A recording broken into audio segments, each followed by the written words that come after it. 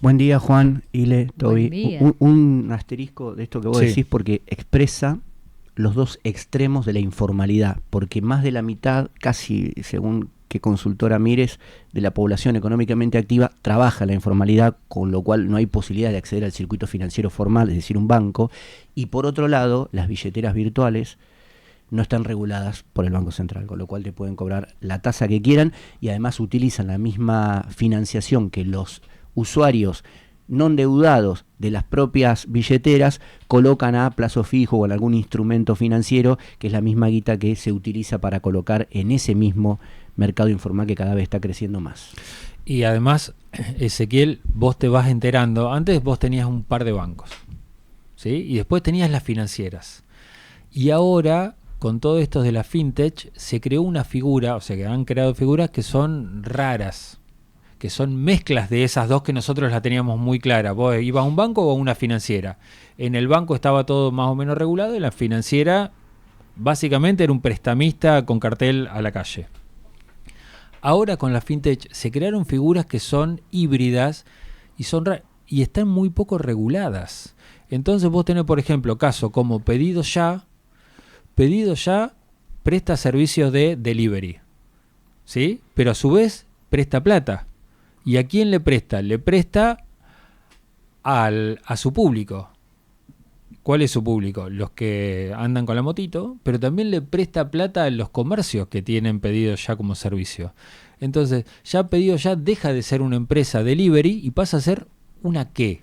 ¿Una financiera? ¿Un banco? ¿Un qué? ¿No? YPF ahora también te da la posibilidad de que vos pongas plata en una cuenta y que te la laburen. Mercado Pago es un banco, te presta plata, te financia, Es un banco que además, Juan, perdóname, tiene el 70% del mercado de lo que son los solucionadores de cuestiones financieras digitales, ¿no? QR, pagos por distintos medios. El 70% del mercado hoy está en manos de la empresa de Galperín, con lo cual no solamente no están regulados, sino que tampoco hay control ni hay restricciones respecto sí. a la redistribución del mercado, tema en el que nos vamos a meter ahora, no del mercado, sino de las tierras, cuando hablemos de lo que no pasó por el efecto Argentina-Inglaterra, pero que va a Ahí seguir en el está, debate. me gusta, hoy lo hablamos con Javier Leviña, coincidíamos porque ayer, Ezequiel, esta ley no salió, es una ley, la ley de la inviolabilidad de la propiedad privada, adentro tiene grandes universos, ¿no? Porque abajo de ese título hay títulos que también son títulos enormes, que tienen que ver con el manejo de tierra, con el manejo de fuego, Barrios populares. con barrios populares. Adentro hay un montón de esos títulos que en otros tiempos eso hubiese merecido meses de debate, cada uno de esos títulos. Y hoy ni siquiera el título grande ha merecido demasiado debate. ¿Vos coincidís con que ayer pasó lo que pasó? Es decir, no pudieron atravesar la barrera del Senado por el efecto mundial y el efecto Argentina-Inglaterra.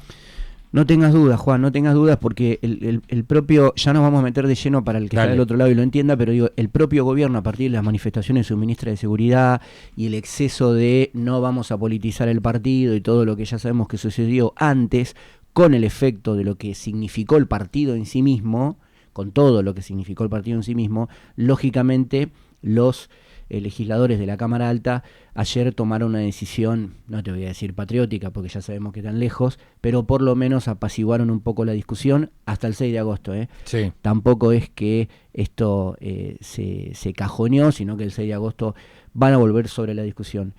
Como intro, estamos hablando de el intento, no es la primera vez que lo hace el gobierno de la Libertad Avanza, ni bien asume Milei por DNU, trata de hacer ¿qué cosa? Derogar la ley 26.737, que es la ley de, básicamente se llama la ley de tierras, es una ley que protege la extranjerización de las porciones, sobre todo fronterizas y vinculadas a recursos estratégicos de la Argentina respecto a la posibilidad de que los extranjeros se apropien.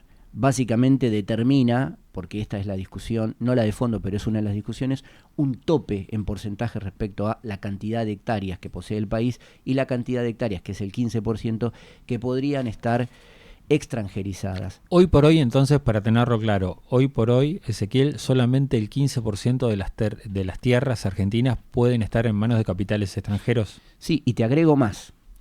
Solo el 5% de ese porcentaje de tope está utilizado hoy por la extranjerización de las tierras. Vos me preguntarás, ¿y entonces cuál es la urgencia? Bueno, ahí está el nudo gordiano que hay que desatar. ¿Por qué, básicamente? Vamos a hacer una recorrida rápida por la historia porque es lo interesante del segmento, digamos. No solamente la noticia, sino por qué llegamos a donde llegamos. Con la campaña del desierto, ¿sí?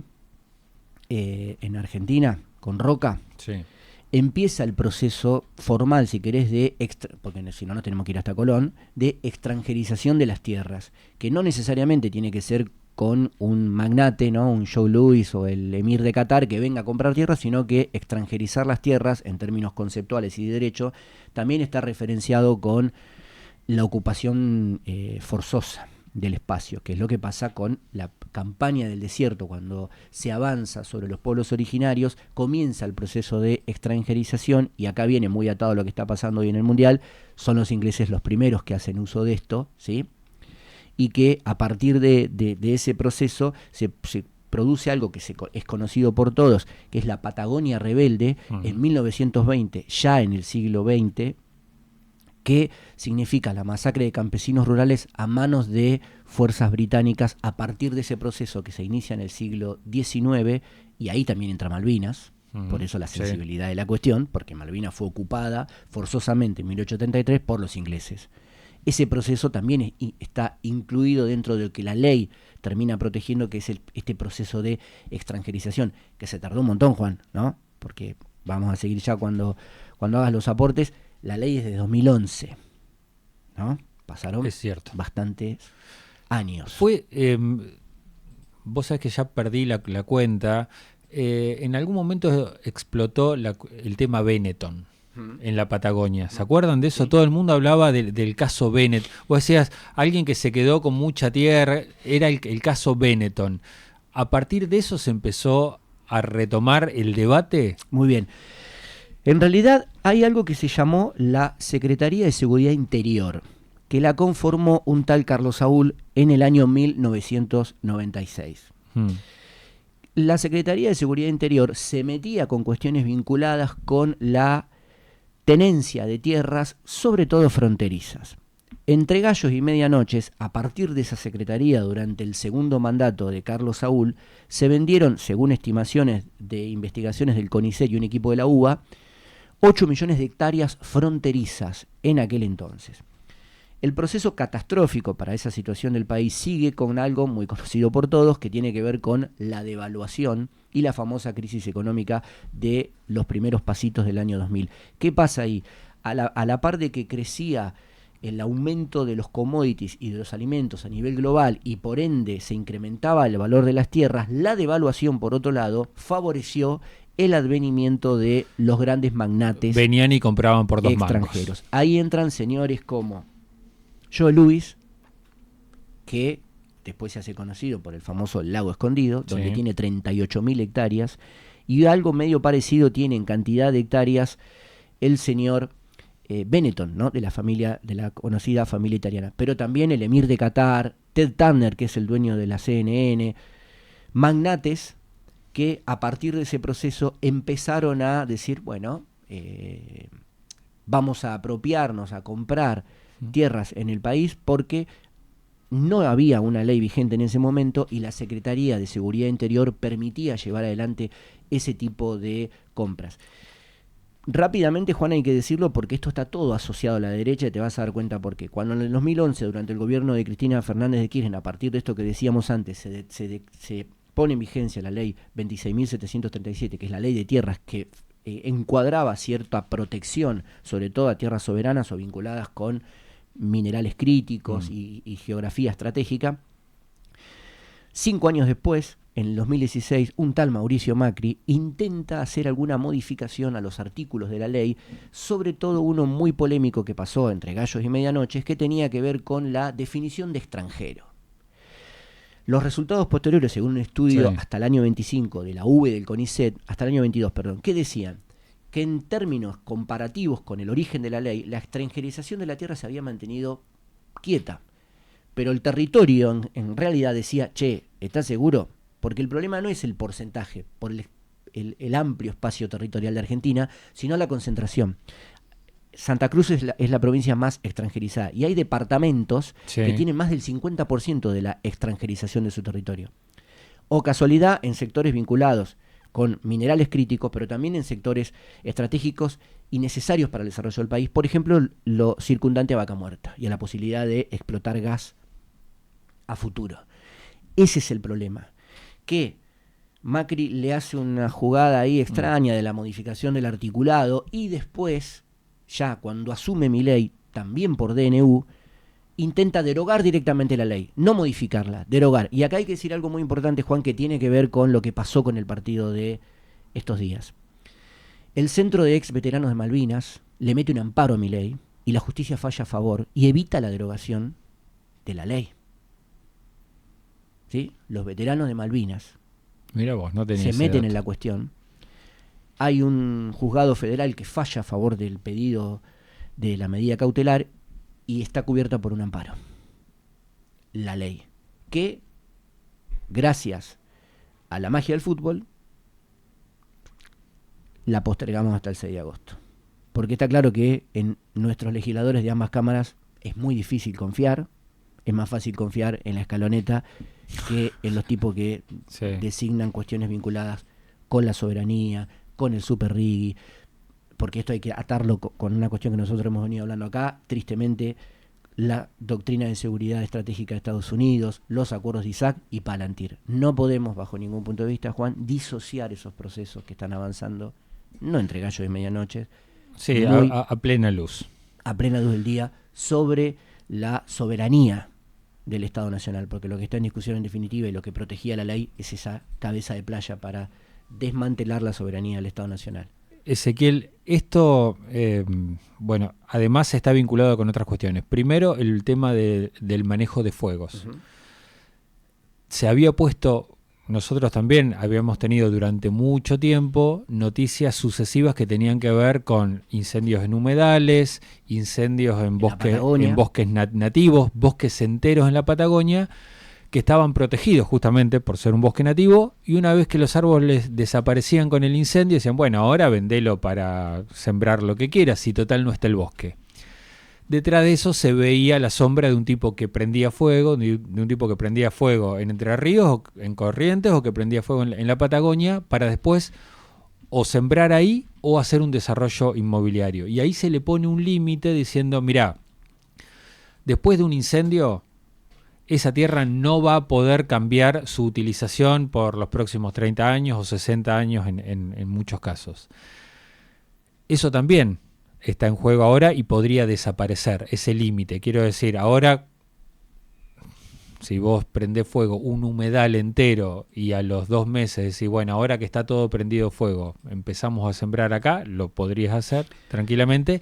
Y la otra cuestión es que prácticamente para expropiar el Estado va a tener que demostrar, no sé, va a tener que demostrar que ahí se está construyendo un búnker o una central nuclear de un país extranjero, pero se limitan al máximo las posibilidades de que el Estado pueda intervenir con una expropiación. Es decir, que no solamente van a poder comprar, sino que después, para regular lo que se hace ahí adentro, va a ser prácticamente imposible.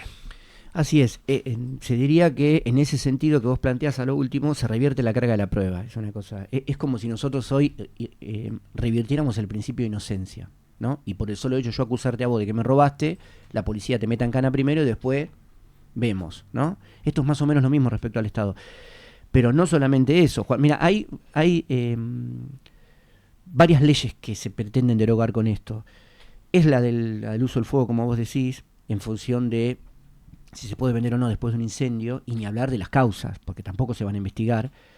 Lo de las regulaciones en función de los desalojos, al Código Civil, al Código Penal, lo de los barrios populares, que no se dice mucho, pero hay 5 millones de personas censadas en los barrios populares, muchos de los cuales, cuando vos te vas a las provincias afectadas por la extranjerización, son pueblos originarios que fueron arrasados de la campaña del desierto para adelante. Y te agrego una cosa más, porque tampoco se linkea mucho. El super RIGI, entre otras cosas, implica la extranjerización de las disputas judiciales en tribunales extranjeros. Claro. Eso todavía es Sí. mucho peor si vamos al caso Griesa y a los fondos buitre. Que las cuestiones se diriman fuera del país. Básicamente, para que todos lo entiendan, viene un extranjero, compra tierras en Santa Cruz, tiene un problema por esto que vos decís con el Estado respecto a, bueno, no me gusta lo que estás construyendo en las propiedades que compraste. Y este fulano tiene la potestad, a partir del RIGI, con todas las concesiones impositivas y además que tiene, de llevar la disputa a tribunales norteamericanos, básicamente. O sea que va a terminar resolviendo un juez En Nueva norteamericano York. lo que pasa en Chubut o en Santa Cruz. Exacto. Sobre el uso de las tierras, que son importantes porque cuando vos las linkeás con Palantir, las granjas de inteligencia artificial que se pretenden construir con la altísima demanda de agua que tiene, van a estar muy vinculadas con eso. Nosotros en algún momento acá, al pasar, dijimos Sí. que Martín Menem había tratado, entre otras cosas, con Herzog, el presidente de Israel, cuestiones vinculadas con capacitaciones y formaciones para el manejo del agua. Nosotros dijimos, che, Israel, que no tiene agua. Bueno, todo tiene que ver con todo, triste y lamentablemente por esta zona del sur. Ezequiel, muchísimas gracias por estos minutos. Gracias a ustedes, que tengan un buen fin de semana.